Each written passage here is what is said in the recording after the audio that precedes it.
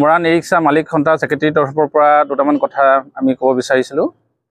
কিছুদিনৰ আগত আমাৰ অকণদায়ে সুধিছিলে যে মৰাণত ই ৰিক্সা কিমান আছে। তেতিয়া মই এনেকুৱা হৈছিলে যে ই ৰিক্সা সঠিক যিটো সংখ্যা সেইটো দিব পৰা নাছিলোঁ, কাৰণ আমাৰ মৰাণ ই ৰিক্সা মালিক সন্থাৰ তৰফৰ পৰা এটা চিৰিয়েল নাম্বাৰ ইছ্যু কৰা হৈছিলে, আৰু সেই চিৰিয়েল নাম্বাৰটো সকলো ই ৰিক্সা চালক তথা মালিকসকলে আহি লোৱাহি নাই। তো সেইকাৰণে মই সঠিক সংখ্যাটো দিব পৰা নাছিলোঁ। তো সেইকাৰণে আজি প্ৰেছ মিটটো দিবলৈ বাধ্য হ'লোঁ। যে মৰাণ নগৰখন চৰাইদেউ আৰু ডিব্ৰুগড় জিলা সীমামূৰীয়া অঞ্চল হয়, আৰু ইয়াত দুটা চক্ৰ বিষয়া কাৰ্যালয় আছে। সমজিলা আছে, মামৰা সমজিলা, টিংখাং সমজিলা। আৰু এই যি মৰাণৰ মাজমজিয়াৰখন অতি কদৰ্যময় ৰূপ, যান জঁটেই হওক বা অন্য বিশেষ দোকান পাহাৰেই হওক। কিছুদিনৰ আগত আমাৰ প্ৰশাসনে এই মৰাণখন সৌন্দৰ্যবৰ্ধন কৰিবৰ কাৰণে আৰু সুশৃংখলাবদ্ধ কৰিবৰ কাৰণে প্ৰয়াস অব্যাহত ৰাখিছে। বৰ্তমানো সেই প্ৰয়াস চলি আছে, কেনেকৈ পদপথৰ পৰা আৰম্ভ কৰি ৰাষ্ট্ৰীয় ঘাইপথৰ অংশ মুকলি কৰিব পাৰি। আটাইতকৈ ডাঙৰ সমস্যা এটা আছিলে ৰিক্সা। গতিকে ৰিক্সাখিনি যি নিজেও আগবাঢ়ি নাযায়, ক'বলৈ গ'লে অপ্ৰিয়লো সত্য, আনকো আগবাঢ়ি যাব নিদিয়ে, যাৰ কাৰণে জনসাধাৰণ দুৰ্যোগ ভুগিবলগীয়া হৈছে। বিভিন্ন সময়ত বিভিন্ন ধৰণৰ দুৰ্ঘটনা সংঘটিত হৈছে। আৰু বিভিন্ন সময়ত আমি দেখিবলৈ পাইছোঁ যে এই ৰিক্সাসমূহ যিসমূহ চালকে চলাই থাকে, তেওঁলোকে চুৰি কাৰ্যতো লিপ্ত হৈছে। তেনেকুৱা ধৰণৰ থানাতো গোচৰ পঞ্জীয়ন হৈছে। আমি বিগত সময়ত তেনেকুৱা ঘটনা সংঘটিত হৈছে। আৰু কেতিয়াবা তেওঁলোকে যাত্ৰীকো অপব্যৱহাৰ কৰে। এই অচিনাকি মুখ পালে তেওঁলোকে যাত্ৰীৰ পৰা ভাড়াৰ যি নিৰিখ, সেই নিৰিখতকৈ তেওঁলোকে অধিকাংশ লয়। গতিকে এই বাতৰিটো পিছত বেলেগ ঠাইলৈ ৰূপান্তৰিত হয় আৰু বদনামটো মৰাণবাসী হয়, যে মৰাণত গ'লে আচলতে এনেকুৱা ধৰণৰ হয়। গতিকে এই গোটেই কথাখিনি লৈ যান জঁটৰ পৰা আৰম্ভ কৰি এই যিখিনি ৰাইজৰ জনসাধাৰণৰ অভিযোগ, এই অভিযোগখিনি লৈ আচলতে যিহেতু 5/12/2024 তাৰিখে এখন ৰাজহুৱা সভাৰ যোগেদি পুনৰ ৰিক্সা সন্থাখন মৰাণ পৌৰসভাৰ কাৰ্যালয়ত তেওঁলোকে গঠন কৰিছিলে। বিতু গগৈ সম্পাদক আৰু মৃণাল সোণাক সভাপতি হিচাপে লৈ এখন কমিটি গঠন হৈছিলে। আৰু পৰৱৰ্তী সময়ত এই কমিটিখনে ভাৰতৰ যি আমাৰ সংবিধানৰ 1860 আইনৰ অধীনত তেওঁলোকে গুৱাহাটীত পঞ্জীয়ন কৰিব লাগে।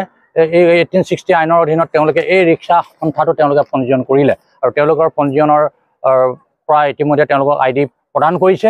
আৰু বিগত সময় আমি দেখিছোঁ বহু কমিটি গঠন হৈছিলে, তেতিয়া আমাৰ দল সংগঠনবিলাকক নিমন্ত্ৰণ কৰে, কিন্তু বিভিন্ন সময়ত আমি দেখোঁ বা অভিযোগ পাওঁ যে কমিটিবিলাকে আচলতে এখন নতুন বেটেৰী আহিলে আচলতে এই বৃহত্তৰ মৰাণ অঞ্চলৰ হয় নে নহয়, বা স্থানীয় হয় নে নহয়, সেই নোচোৱাকৈ কিবা এটা টকাৰ বিনিময়ত আচলতে ইয়াত চলাবলৈ অনুমতি প্ৰদান কৰে, যিটো অসাংবিধানিক আছিলে, অযুক্তিকৰ আছিলে। কাৰণ কোনো কমিটিয়ে ইয়াত বেটেৰী ৰিক্সা চলাব নে নচলা সেই কথাটো নিৰ্ধাৰণ কৰিব নোৱাৰে।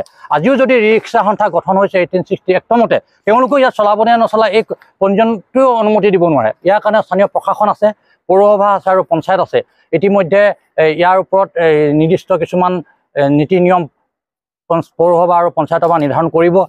গতিকে এই গোটেই কথাখিনি লৈ যেতিয়া আমি ই ৰিক্সা সন্থাক সুধিছিলোঁ যে তেওঁলোকে মৰাণততো আমি দেখিছোঁ 500ৰো অধিক হ'ব, বহুতে 1000 বুলি কয়, কিন্তু তেওঁলোকৰ ওচৰত 200 কিমানহে অন্তৰ্ভুক্ত হৈছে। গতিকে তেওঁলোকে পঞ্চায়তৰ অধীনত কিমান আছে, পৌৰসভাৰ অধীনত কিমান আছে, এই উত্তৰটো তেওঁলোকৰ ওচৰত নাই। গতিকে মই আপোনালোকৰ এই সংবাদ মাধ্যমৰ যোগেদি মই আহ্বান জনাইছোঁ যে মৰাণত যিসকল ৰিক্সা চালকে চলাই আছে, যিসকল গৰাকী, তেওঁলোকে নিজৰ এই যিহেতু ভাৰতৰ আইনমতে তেওঁলোকে পঞ্জীয়ন কৰিছে, তাত অন্তৰ্ভুক্ত কৰক। তাৰ কাৰণে তেওঁলোকে সামান্য কিবা মাচুল এটা লৈছে, আগতে বহু টকা লৈছিলে, তেওঁলোকে মাচুল ল'লে তাৰ কপিও দিছে, আৰু তাৰ কাৰ্বন কপি তেওঁলোকৰ ওচৰত থাকি গৈছে। আৰু কোনোবাই অনলাইন দিলে তেওঁলোকৰ নিৰ্দিষ্ট বেংক একাউণ্ট আছে, তাতো দিব পাৰিব। তাৰ যি হিচাপৰ খতিয়ান তেওঁলোকে দিব নিশ্চয়, কথাখিনি মোক অৱগত কৰিছে। গতিকে কিবা এটা সামান্য লৈছে, গতিকে এই তেওঁলোকে ফৰ্ম আছে, বিভিন্ন ধৰণৰ খৰচা পাতি কৰিছে, গুৱাহাটীত গৈছে, পঞ্জীয়ন কৰিছে। গতিকে তাৰ বিনিময়ত তেওঁলোকে প্ৰথমবাৰৰ কাৰণে কিবা এটা লৈছে।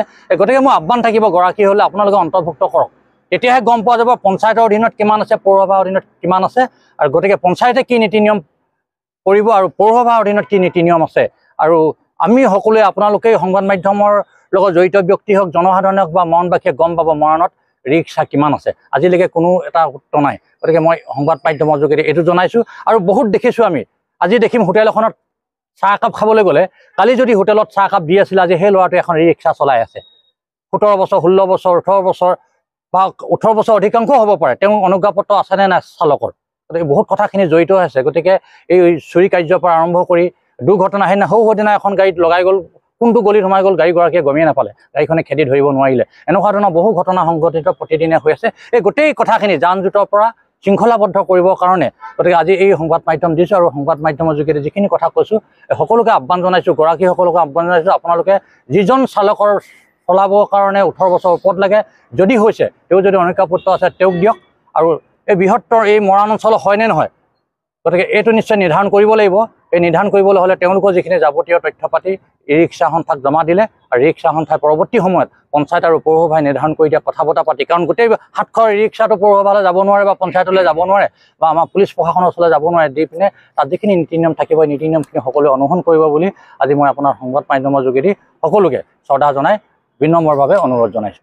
নিশ্চয় এইটো এটা অতি গুৰুত্বপূৰ্ণ বিষয়। মই কৈছোঁৱেই যে অচিনাকি মুখ দেখিলে ভাড়াটো বেছি ল'লে, খুচুৰা ৰিক্সা গৰাকীসকলে বা চালকসকলে খুচুৰা পইচা ৰাখিব লাগিব।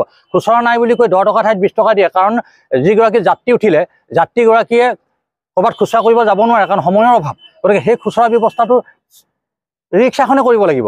আৰু স্কুলীয়া ছাত্ৰ ছাত্ৰীৰ ক্ষেত্ৰত কেতিয়াবা কম থাকিলেও সেইটো তেওঁলোকে নিশ্চয় ৰেহাই মূল্য দিব লাগিব। গতিকে এই গোটেই কথাখিনি আছে, চুৰি কাৰ্যৰ পৰা এই যাত্ৰী নিৰীক্ষৰ পৰা আমাৰ ক্ষেত্ৰতে কিছুমান হৈছে। বহুতে ৰিক্সা আছে, সৰুৰ পৰা জন্ম ইয়াত হ'লেও আমাক চিনিয়ে নাপায়, কোনো ডাঙৰ মানুহ নহয় যে আমাক চিনি পাব লাগিব, কিন্তু চিনি নাপায়। মানে তেতিয়া আমি গম পাওঁ যে ভাড়াটো বেছি ল'লে, কিন্তু 10 টকাৰ কাৰণে বা 20 টকাৰ কাৰণে বিতৰ্ক কৰিবলৈ নাযাওঁ। তেতিয়া অনুভৱ হয়, নিজৰ ক্ষেত্ৰতো যেতিয়া হয় যে সংবাদকৰ্মীৰ ক্ষেত্ৰতো হৈছে, বহুবাৰ মোক ফোন কৰিছে যে এইটো ইমান টকা লৈছে, কিন্তু আমি 10-20 টকাৰ কাৰণে আচলতে সেই সামাজিক বাতাবৰণটো আমি বিনষ্ট কৰিবলৈ নাযাওঁ। কিন্তু এই কথাটো প্ৰতিপন্ন হয়, ভাড়াটো অচিনাকি মুখ দেখিলে তেওঁলোকে বেছি লয়। তেতিয়া মানে ৰিক্সাসমূহ অচিনাকি, চালকসকলো অচিনাকি, মৰাণৰ হয় নে নহয়, নে তেওঁ গুৱাহাটীৰ পৰা আহিছে নে নগাঁৱৰ পৰা আহিছে। গতিকে আমাৰ এই বৃহত্তৰ অঞ্চলত বহু নিবনুৱা আছে যিয়ে ঘৰখন পোহপাল দি আছে। গতিকে এই বৃহত্তৰ অঞ্চলৰ নিবনুৱাসকলে যাতে ৰিক্সাসমূহ চলায় বা গৰাকীসমূহে যাতে সুন্দৰভাৱে চলাই পিনে যাতে এই গোটেই ৰিক্সা শান্তি শৃংখলা বজাই শৃংখলাবদ্ধভাৱে সুপৰিকল্পিতভাৱে যাতে এই যেনেকৈ চলাই আছে, যাতে ভৱিষ্যত নতুন কিবা আইন আনিবলগীয়া নহয়, তেতিয়াতো আৰু পেটে গামোচা মাৰিব লাগিব। গতিকে এই গোটেই কথাখিনি তাত জড়িত হৈ আছে। সেইকাৰণে আচলতে এই সংবাদ মাধ্যমৰ যোগেদি এই কথাখিনি অনুৰোধ জনোৱা হৈছে। ৰিক্সাসমূহ বেটেৰী তেওঁলোকে লাইট জ্বলে নজ্বলে নহয়, কিছুমান বেটেৰী শেষ হৈ যায় নজ্বলে, তেতিয়া তেওঁলোকে কি কৰে, ৰিক্সাখন আৰু অলপ দূৰলৈ যাবৰ কাৰণে লাইটটো অফ কৰি দিয়ে। এইটো এটা দুৰ্ভাগ্যজনক কথা, কাৰণ এই বেটেৰী ৰিক্সাখন আৰু অলপ দূৰলৈ নাযাব বুলি লাইটটো অফ কৰি দিয়াটো কোনো যুক্তিসংগত নহয়। তেওঁলোকে বিকল্প লাইটৰ যদি ব্যৱস্থা আছে নিশ্চয় ব্যৱস্থা কৰিব লাগিব। আৰু এই গোটেই কথাখিনি আচলতে প্ৰশাসনে দৃষ্টিগোচৰ কৰিব লাগিব, আৰু দৃষ্টিগোচৰ কৰাব লাগিব। পঞ্চায়তৰ অধীনখিনি পঞ্চায়ত বা মৰাণ আৰক্ষী থানা বা মৰাণহাট আৰক্ষী থানা বা মৰাণ পৌৰসভাই এইখিনি নিশ্চয় ৰিক্সা সন্থা যিটো 1860 চনৰ অধীনত তেওঁলোকে পঞ্জীয়ন কৰিছে, তেওঁলোকে নিশ্চয় এই কথাখিনি জনাবগৈ লাগিব। জনাবলৈ হ'লে নিশ্চয় সকলো ৰিক্সা তেওঁলোকৰ কাষলৈ আহিব লাগিব। মই কথা বতৰা পাতিছোঁ যে মাচুলটো নিৰীক্ষটো, কিন্তু সকলো ৰিক্সা অহা নাই কাৰণে তেওঁলোক আজি বিমূৰত পৰিছে পঞ্জীয়ন কৰিও, যে আমি কেনেকৈ নিৰ্ধাৰণ কৰিম। কাৰণ 200 অন্তৰ্ভুক্ত কৰিছে, ৰাইজৰ চকুত 500 অধিক আছে, 700-800 আছে। গতিকে 200খনে যদি নিয়মটো মানিব, 500খনে নামানিব, আচলতে কালি কোনখন ৰিক্সাই এনেকুৱা ধৰণৰ কৰিছে তেওঁলোকৰ ওচৰত কোনো প্ৰুফ নাথাকিব। কাৰণ গাড়ী এখনত লগাই গ'লে, সেইদিনা গাড়ীখনত লগাই গ'ল, মই 20খনমান ৰিক্সা সুধিলোঁ চিনি পোৱা নেকি গাড়ীখন, ৰিক্সাখন কোনো চিনি নাপায়, অচিনাকি। এই অচিনাকি বস্তু কিয় হ'বলৈ পাইছে? সন্থায়ো যেতিয়া চিনি নাপায়, সন্থাৰ ৰিক্সাত থাকেই, সন্থা থাকেই, নিশ্চয় ইয়াত কিবা এটা গাফিলতি আছে। গতিকে আহ্বান জনাইছোঁ, সকলোৱে আহক, সকলোৱে নিজৰ তথ্য পাতি ইয়াত জমা দিয়ক, আৰু সেই তথ্য পাতি পঞ্চায়ত বা মৰাণ আৰক্ষী থানাত জমা থাকিব। মৰাণৰ ৰিক্সা কিমান আছে আৰু কোনে চলাইছে, গৰাকী কোন। চালকসকলক কৰিব লাগিব, এইটো গৰাকীৰ ওপৰত দায়িত্ব আহিব যে গৰাকীজনে কোনজন চালকক চলাবলৈ দিছে। কালি যদি এক দুৰ্ঘটনা হয়, তেতিয়াহ'লে গৰাকীজন নিশ্চয় তাৰ কাৰণে দায়বদ্ধতা হ'ব, যদি তেওঁ 18 বছৰ তলৰ হয়। কাৰণ প্ৰশাসনে তেতিয়া ব্যৱস্থা ল'ব, কাৰণ জনসাধাৰণে যেতিয়া দুৰ্যোগ ভুগিব বা দুৰ্ঘটনা এটা যেতিয়া হ'ব, তেতিয়া তাৰ দায়বদ্ধতা কিন্তু ৰিক্সা চালক গৰাকী হ'ব। কাৰণ গৰাকীজনে যিহেতু ৰিক্সাখন লৈছে, অনুজ্ঞাপত্ৰ চালকৰ অনুজ্ঞাপত্ৰ থকাজনক চলাব দিব লাগে নে নালাগে, তেওঁ 18 বছৰ ওপৰ হয় নে নহয়, বা এই নীতি নিয়মখিনি সেইখিনি কিন্তু ৰিক্সা গৰাকীয়ে চালকজনক বুজাই দিব লাগিব।